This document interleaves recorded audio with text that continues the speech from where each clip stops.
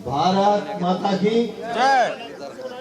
यहाँ जितने लोग खड़े हैं आप सब वीआईपी हो और इसलिए वीआईपी गैलरी में आप खड़े हो, लेकिन अपने वरिष्ठ लोग पीछे बैठे हैं, तो उनके बीच में अपन बाधा बन रहे हैं।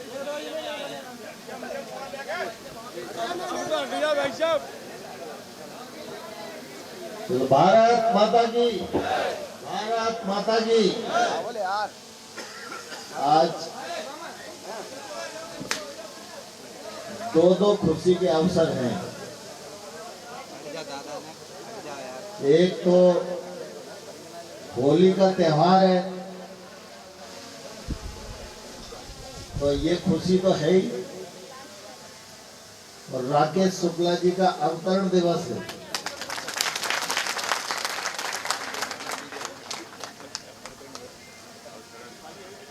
इस अवसर पर बधाई देने के लिए हम सब लोग यहाँ इकट्ठा हुए। पार्टी के अध्यक्ष आदरणीय देवेंद्र जी,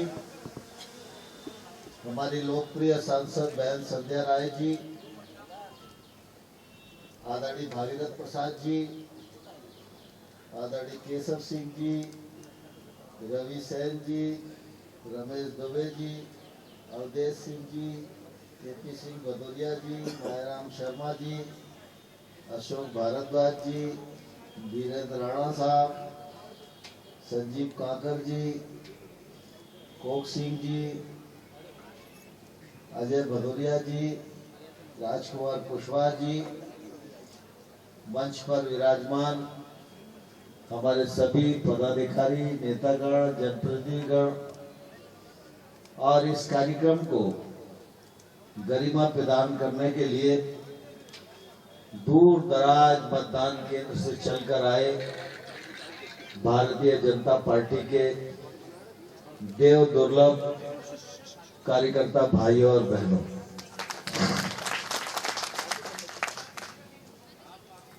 आज होली का त्योहार है और इस अवसर पर भाग गाने के लिए हमारी बहन रिया ब्रजवासी जी भी यहाँ उपस्थित हुई हैं। तो होली में सब गले भी मिलेंगे, भाग भी सुनेंगे और उल्लास के इस माहौल को हम 7 तारीख को मतदान की पेटी तक भी पहुंचाएंगे। इस पुनीत अवसर पर मैं आप सबको अपनी ओर से बहुत बहुत बधाई देता हूं, बहुत बहुत शुभकामनाएं देता हूं। आज राकेश शुक्ला जी का जन्मदिन है। जब मैगांव विधानसभा में होली मिलन के अवसर पर मैं आऊं ये बात चल रही थी, तो राकेश शुक्ला जी ऐसे ऐसे थोड़ा 30 को कर ले, 31 को कर ले, लेकिन राकेश शुक्ला जी के मन में था कि 1 को जन्मदिन है और ये संकोच में मुझसे कहना नहीं चाह रहे थे कि उन्हें लग रहा था कि भाई साहब सोचेंगे कि अपना जन्मदिन मना रहा है। लेकिन अच्छा हुआ, 1 तारीख को 1 पंथ 2 काज, एक ही नौता में 2 काम हो गए।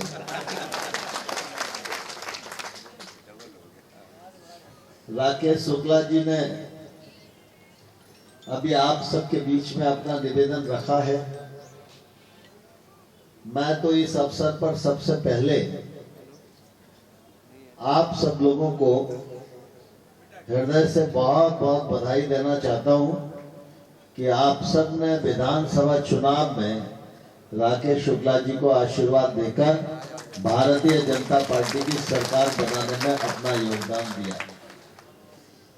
और आप सब सौभाग्यशाली भी हैं। बड़े दिन बाद मैगांव विधानसभा क्षेत्र को मध्य प्रदेश की सरकार में प्रतिनिधित्व भी मिला। और अब मेहगांव के पास विधायक भी है और मेहगांव के पास मंत्री भी है। राकेश शुक्ला जी भारतीय जनता पार्टी के पुश्तैनी कार्यकर्ता हैं। मेरा ये सौभाग्य है कि मैंने इनके पूज्य पिताजी के साथ भी कार्यकर्ता के रूप में काम किया है, और वो भी एक समय था केशव सिंह जी, अवधेश सिंह जी यहाँ बैठे हैं, उस कालखंड के साक्षी हैं। लेकिन आज पार्टी का स्वरूप, पार्टी की ताकत, पार्टी की छवि, पार्टी का दायरा, पार्टी की संख्या यह बहुत बढ़ी हुई है। एक समय था जब हम कार्यकर्ताओं को इकट्ठा करके छोटी छोटी बैठकें करते थे। गोरमी जाते थे तो सुरेंद्र जैन, गोकुल, दलवीर, ये 3-4 लोग दिखाई देते थे। अब गोरमी में कार्यक्रम करो तो हजारों लोग दिखाई देंगे। लेकिन आज हम सबका सौभाग्य है कि जो हमारे पूर्वजों ने काम किया, प्रतिकूल परिस्थितियों में भी नाव को खेने का काम किया, उसी का परिणाम है कि आज हम दुनिया की सबसे बड़ी पार्टी के सदस्य हैं। और ये कार्यकर्ता की ही ताकत है। मैं विधानसभा के चुनाव में भी आया था, इससे पहले भी बहुत सारी बैठकें चुनाव से पहले होती हैं। तो मैं हमेशा एक बात पर बहुत भरोसा करता हूं, पता नहीं क्यों, कि अगर भारतीय जनता पार्टी का कार्यकर्ता एक बार ठान ले तो फिर उसकी बात फेरने की ताकत किसी दूसरे में नहीं है। जब विधानसभा का चुनाव हो रहा था तो बड़े विश्लेषण करता थे। कोई कहता था भाजपा की बनेगी नहीं इस बार, कोई कहता था 100 आएंगी, कोई कहता था 95 आएंगी, कोई कहता था 103 आएंगी, कोई कहता था 115 आएंगी। बहुत ज्यादा हमारे फेवर के लोग होते थे तो वो 115-18 तक बात करते थे। लेकिन मैंने उस समय भी ये बात कही थी कि भारतीय जनता पार्टी का कार्यकर्ता संकल्प ले लेगा तो 103 और 115 नहीं, भारतीय जनता पार्टी 140 सीट से ऊपर प्राप्त करके सरकार बना देने का है। और कार्यकर्ता ने परिश्रम किया तो सारे अनुमान तोड़ दिए, सारे सर्वे ध्वस्त कर दिए। और आज फिर राकेश शुक्ला जी की अगुवाई में हम सब लोग यहाँ बैठे हैं। उनका जन्मदिन भी है, होली मिलन भी है। तो एक तो जन्मदिन की शुभकामनाएं और आशीर्वाद दोनों इनको देना चाहिए। जोरदार तालियां बजाएं।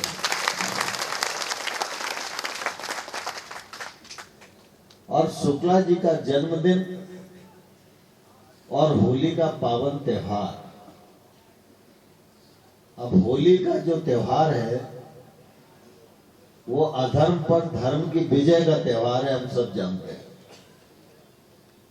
और हम सब जिस विचारधारा के कार्यकर्ता हैं वह विचारधारा जहां एक ओर कार्यकर्ता प्रधान है वहीं दूसरी ओर धर्म प्रधान भी है। और इसलिए आप सब ने देखा कि कोई सोच नहीं सकता था कभी वो दिन आएगा जब धारा 370 इस देश में खत्म हो पाएगी। लेकिन आपने देखा मोदी जी को बहुमत मिला, धारा 370 समाप्त करके भारतीय जनता पार्टी ने राष्ट्र धर्म का निर्वाह किया। और आध्यात्मिकता की दृष्टि से अगर देखें तो राम मंदिर के लिए 500 साल संघर्ष चला, और जब चुनाव आता था तो दूसरे दल के लोग कहते थे कि जैसे ही चुनाव आते हैं भाजपा को राम याद आ जाते हैं, और ये भी कहते थे कि नारा लगाएंगे रामलला हम आएंगे, मंदिर वहीं बनाएंगे, लेकिन तारीख नहीं बताएंगे। लेकिन आप सब ने देखा भारतीय जनता पार्टी को जैसे ही जनता ने ताकत दी, राम मंदिर का शिलान्यास भी हुआ और राम जी की प्राण प्रतिष्ठा भी हुई। आज अयोध्या जी देश का नहीं, अयोध्या जी दुनिया का सबसे बड़ा तीर्थ बन गया है। दुनिया का ऐसा कोई देश नहीं है जो हमारे विचार में आस्था नहीं रखता, लेकिन वह भी अपने देश से चलकर अयोध्या जी में दर्शन करने के लिए आ रहा है कि वो कौन सी जगह है जिसके लिए हजारों लोगों ने अपने प्राणों का बलिदान कर दिया। तो हमने राष्ट्र धर्म का निर्वाह किया और हमने अपने आध्यात्मिक चिंतन का भी निर्वाह किया, उस कमिटमेंट को भी पूरा किया। लेकिन साथ ही साथ किसी भी राजनीतिक दल के लिए मानव धर्म और समाज धर्म यह विशेष होता है। पंडित दीनदयाल उपाध्याय जी कहा करते थे, राजनीति में सरकारों को काम करना चाहिए तो समाज की अंतिम पंक्ति में अंतिम छोर पर जो व्यक्ति खड़ा है उसको टारगेट करके काम करना चाहिए। यह भारतीय जनता पार्टी का नारा नहीं था। कुछ और दल भी हैं जिन्होंने नारे लगाए कि गरीबी हटाएंगे, लेकिन वो गरीबी हटाने का स्वप्न पूरा करना तो दूर की बात है, शुरुआत भी नहीं कर पाएंगे। लेकिन आज हम गर्व के साथ कह सकते हैं, नरेंद्र मोदी जी के नेतृत्व में भारत में 14 करोड़ लोग गरीबी की रेखा से ऊपर निकले हैं। मानव धर्म की दृष्टि से चाहे माता बहनों के सम्मान के लिए घर घर में शौचालय बनाने का मामला हो, चाहे किसानों को सम्मान निधि देने का मामला हो, चाहे गैर बराबरी को समाप्त करने के लिए गैस सिलेंडर हर घर में उपलब्ध कराने का मामला हो, चाहे गरीब परिवार की बहन की आर्थिक ताकत बढ़ाने के लिए लाडली बहना योजना का मामला हो, मानव धर्म भी केंद्र की और राज्य की दोनों सरकारों ने ईमानदारी से निभाने का प्रयत्न किया, और उसी का परिणाम है कि इतना बड़ा बहुमत विधानसभा में भारतीय जनता पार्टी को प्राप्त हुआ। आज लोकसभा का चुनाव है, लोकसभा का चुनाव हो रहा है, तो आप सब इस बात को भलीभांति जानते हैं कि जब चुनाव होता है तो चर्चा ये चलती है कि कौन सी पार्टी जीतेगी। कोई कांग्रेस की कहेगा, कोई बीजेपी की कहेगा, कोई किसी की कहेगा, कोई किसी की कहेगा, ऐसे ही होता है ना। लेकिन आज परिस्थिति बदली हुई है। आज पूरे देश में चाहे कोई राजनीतिक दल हो, चाहे कोई विश्लेषण करता हो, चाहे कोई सर्वेक्षण करने वाली एजेंसी हो, सब इस बात पर एकमत है कि सरकार तो मोदी के नेतृत्व में ही बनेगी। अब आज बहस का विषय इतना है, कोई कह रहा है 300 आएंगी, कोई कह रहा है 315 आएंगी, कोई कह रहा है 25 आएंगी। बात इस पर चल रही है 300 से 370 के बीच में कितनी आएंगी। एक जमाना था हमारी पार्टी के 2 सांसद थे,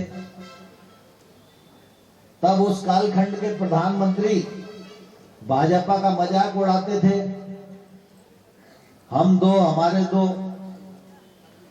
आप सबको ध्यान में होगा कि उस समय भी अटल बिहारी वाजपेयी जी ने पार्लियामेंट में भाषण देते हुए कहा था कि आज हमारी संख्या 2 है, इस संख्या पर आप हंस रहे हो, लेकिन मैं इस संसद में देश को संबोधित करते हुए कह रहा हूं, एक दिन वो आएगा जब बहुमत हमारे पास होगा और दुनिया तुम्हारे ऊपर हंस रही होगी। आज अटल बिहारी वाजपेयी जी का वाक्य सच हुआ। आज हम सौभाग्यशाली हैं कि भारत को बढ़ता हुआ देखकर उसके साक्षी बन पा रहे हैं। लेकिन ये समय सिर्फ साक्षी बनने का ही नहीं, हर व्यक्ति के, हर राष्ट्र के जीवन में एक समय आता है, अगर व्यक्ति अपने जीवन के उस समय को पहचान ले तो अपने आप को स्थापित करने में सफल हो जाता है। कई बार व्यक्ति का आकलन गलत होता है, वो पहचान नहीं पाता कि अच्छा समय आया और उसने फालतू में उस समय को खो दिया। लेकिन मैं आप सबको कहना चाहता हूं, हमारे देश के लिए एक समय बुरा भी था, एक समय उससे कम बुरा भी था, एक समय हम कमजोरी के दौर से गुजर रहे थे। लेकिन मुझे इस बात का गौरव है कि 2014 से लेकर आज तक प्रधानमंत्री नरेंद्र मोदी जी ने जो काम किया है, उसके आधार पर यह कहा जा सकता है कि भारत में जहां भी सांसें थी, उनको मोदी जी ने भरकर भारत की बुनियाद को मजबूत कर दिया है। अब समय है इस मजबूत बुनियाद पर भारत माता का भव्य और दिव्य मंदिर बनाने के, दिव्य इमारत बनाने के। और इसलिए प्रधानमंत्री जी से भी कोई कह रहा था कि आप 24 की बात कर रहे, तो प्रधानमंत्री जी ने कहा मैं 24 और 29 की बात नहीं कर रहा हूं, मैं देख रहा हूं 2047 में भारत दुनिया का नेतृत्व करने वाला राष्ट्र बनेगा। बंधुओं, ये क्रम प्रारंभ हो चुका है। हम सब सौभाग्यशाली हैं, जब भारत विकसित भारत होगा तो उस विकसित भारत की एक ईंट लगाने में हमारा भी योगदान होगा। आज हम उस लायक हैं। आज का यह चुनाव संध्या राय का चुनाव नहीं है, यह राकेश शुक्ला का भी चुनाव नहीं है, नरेंद्र सिंह तोमर का भी चुनाव नहीं है। यह चुनाव है भारतवर्ष को दुनिया का नेतृत्व करने वाला राष्ट्र बनाने का चुनाव है। संध्या निमित्त मात्र है। आप सब लोगों ने पिछले बार भी संध्या राय जी को अपना आशीर्वाद दिया। उनकी जितनी क्षमता थी, उस क्षमता के अनुसार उन्होंने काम करने का प्रयास भी किया। मुझे ध्यान है, चाहे ग्वालियर भिंड सड़क बनाने का मामला हो, चाहे अटेर जैतपुर में पुल बनाने का मामला हो, चाहे लिफ्ट इरिगेशन योजना का मामला हो, चाहे सैनिक स्कूल की बुनियाद रखने का मामला हो, हर विषय जो अधूरा खड़ा था वो पूरा हो, इसके लिए वो स्वयं भी मंत्रियों से मिली और समय समय पर मंत्री के नाते मेरे पास भी आती थी कि भाई साहब जब आप कहोगे तभी ये काम आगे बढ़ेगा। यहां बहुत ज्यादा नहीं बोलती है वो, लेकिन मुझे ध्यान है कि लोकसभा जब चलती थी तो अनेक विषयों पर वो बोलना चाहती थी, लेकिन हम जानते हैं कि हमारे सदस्य बहुत थे, सबको बोलने का अवसर नहीं मिलता। तो जब सत्र चलता था वो मुझसे बोलती थी, भाई साहब सचेतक जी को बोल दो जरा मेरा शून्यकाल में ये लग जाए। तो जो कुछ किया जा सकता था वो किया है, लेकिन आज सवाल संध्या राय का नहीं, आज सवाल है नरेंद्र मोदी जी को तीसरी बार प्रधानमंत्री बनाने का। आज सवाल है भारत माता को परम वैभव के शिखर पर पहुंचाने का। आज सवाल है भारत को श्रेष्ठ भारत के रूप में स्थापित करने का। और आज सवाल है डॉक्टर श्यामा प्रसाद मुखर्जी और पंडित दीनदयाल उपाध्याय ने जो स्वप्न देखा था, उस स्वप्न को पूरा करने का समय वर्तमान भारतीय जनता पार्टी के कार्यकर्ताओं की इस पीढ़ी को मिल रहा है। उस स्वप्न को पूरा करने का चुनाव है। इसलिए मैं आप सबको प्रार्थना करना चाहता हूं, हम प्रयत्नों की पराकाष्ठा करें, प्राणपण से जुटे। 20-25 दिन का समय है, होली का त्योहार है, हम सांसारिक प्राणी हैं, थोड़ी टेढ़ मेढ़ चलती रहती है, कहा सुनी भी चलती रहती है, कोई किसी को बुला नहीं पाता, इसके कारण भी नाराजगी चलती रहती है। लेकिन भाई ये सब करने के लिए 5 साल पड़े। ये 7 मई तक का जो समय है, होली को हम संकल्प करें, कोई बुलाए तो ठीक, नहीं बुलाए तो ठीक, मैं ही संध्या राय हूं और मैं ही चुनाव लड़ रहा हूं। इस भाव से हम लोग चुनाव के मैदान में कूद जाए। और मुझे पूरा विश्वास है कि अगर आप सबका संकल्प हो जाएगा और आप आंधी बनकर टूट पड़ोगे तो कोई माई का लाल भारतीय जनता पार्टी को दूर दूर तक नहीं छू सकता। सब लोग तैयार है कि नहीं? ममता जी तैयार नहीं है सर? भाई जिसका हाथ नहीं उठेगा उसी का नाम लूंगा ना। क्यों पुरोहित जी तैयार है? जो जो तैयार है जरा हाथ उठाओ, दाएं भी बाएं भी, सामने भी पीछे भी। भारत माता की, भारत माता की। घर घर जाएंगे, घर घर जाएंगे, जोर से मजा नहीं आया। घर घर जाएंगे, कमल का बटन दबाएंगे, वोट मांगेंगे, संध्या राय को जिताएंगे, नरेंद्र मोदी को प्रधानमंत्री बनाएंगे, भारत माता को परम वैभव के शिखर पर ले जाएंगे। बहुत बहुत धन्यवाद।